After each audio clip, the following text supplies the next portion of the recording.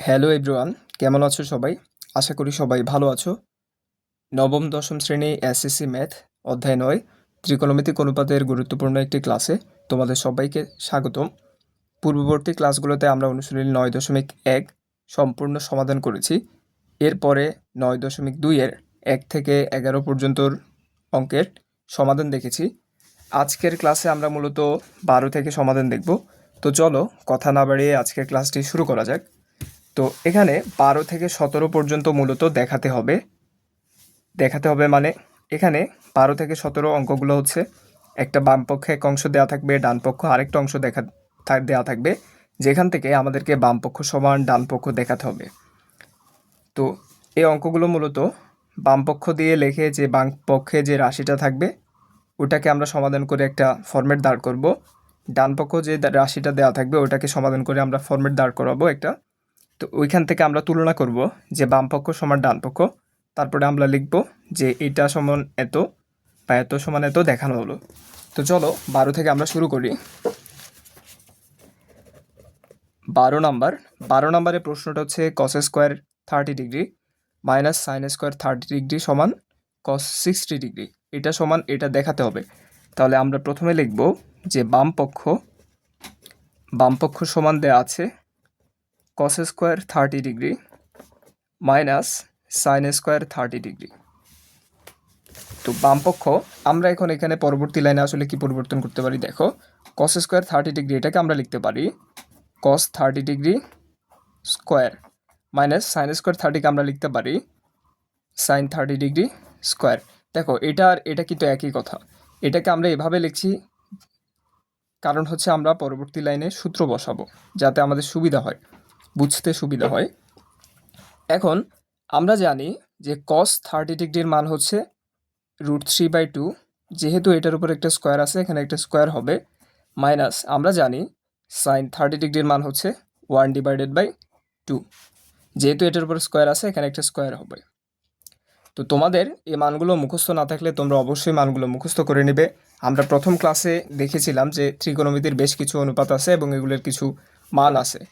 তো তোমরা প্রথম ক্লাসগুলো দেখে নেবে এবং এই মানগুলো মুখস্থ করে নেবে। তাছাড়াও এটা কিন্তু তোমাদের বইয়ের 190 নম্বর পেজে এই যে একটা চার্ট আছে, এই মানগুলো তোমরা আর কি দেখে নিবে, তাহলে আর কি অন্যথায় এই অঙ্কগুলো আর কি সমাধান করতে বেশ খানিকটা বেগ পেতে হবে।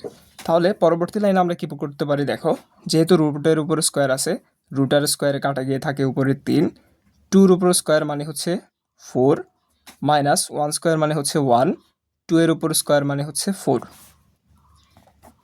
এখন আমরা এখান থেকে যদি লসাগু নেই, নিচে হবে 4, 4কে 4 দিয়ে ভাগ দিলে 1, 3 দিয়ে গুণ দিলে উপরে হবে হচ্ছে 3, মাইনাস 4কে 4 দিয়ে ভাগ দিলে হবে 1, 1-এর সাথে 1 দিন গুণ করলে হবে 1।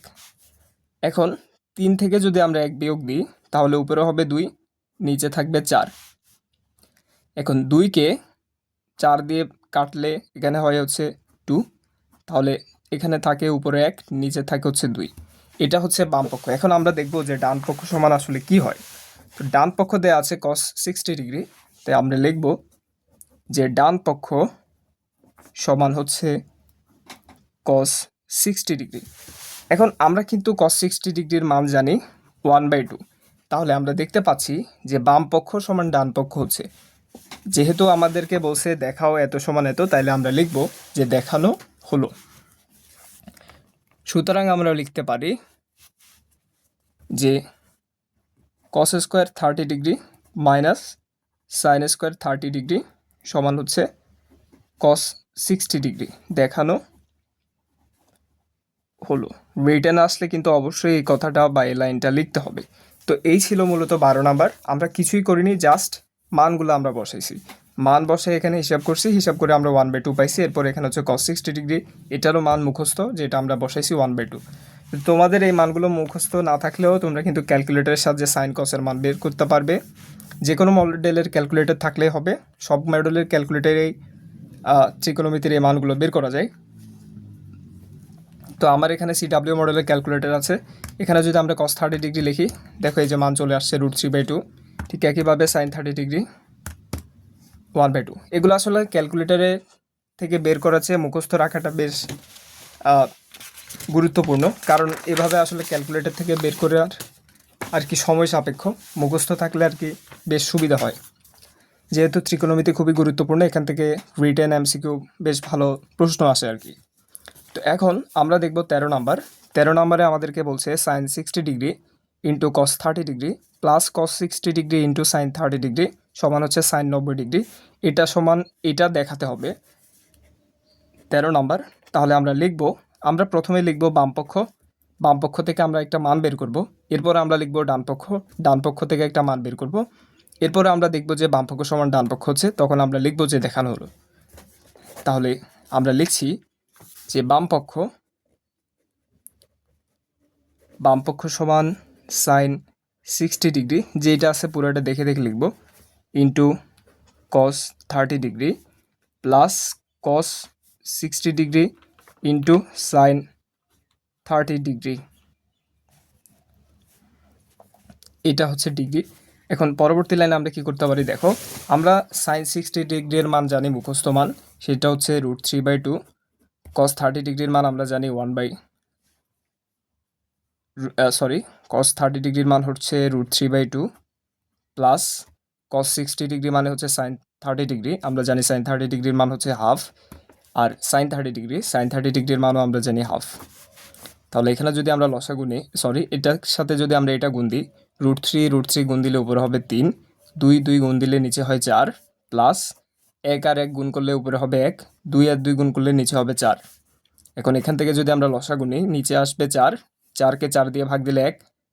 মূলত এটার সাথে আমরা এটা ভাগ দিয়ে উপরেটার সাথে গুণ দিব, এটার সাথে এটা ভাগ দিলে 1, 1-এর সাথে 3 গুণ করলে হয় 3, প্লাস এটার সাথে এটা ভাগ, উপরেটার সাথে গুণ, 4কে 4 দিয়ে ভাগ দিলে 1, 1-এর সাথে 1 গুণ করলে উপরে হয় 1। তাহলে 3-এর সাথে 1 যোগ করলে হয় 4, নিচে থাকে 4। তাহলে 4-এ 4-এ কাটলে এখানে হয় আনসার, এখানে বামপক্ষ সমান হয় 1। ঠিক একইভাবে আমরা এখন লিখব ডানপক্ষ দেওয়া ছিল হচ্ছে সাইন 90 ডিগ্রি। তাহলে আমরা লিখব ডানপক্ষ সমান সাইন 90 ডিগ্রি। আমরা জানি যে সাইন 90 ডিগ্রির মান হচ্ছে 1, তাহলে আমরা এটার পরিবর্তে লিখতে পারি 1। তাহলে আমরা যেহেতু এটা সমান এটা দেখাইতে বলছে, আমরা লিখব যে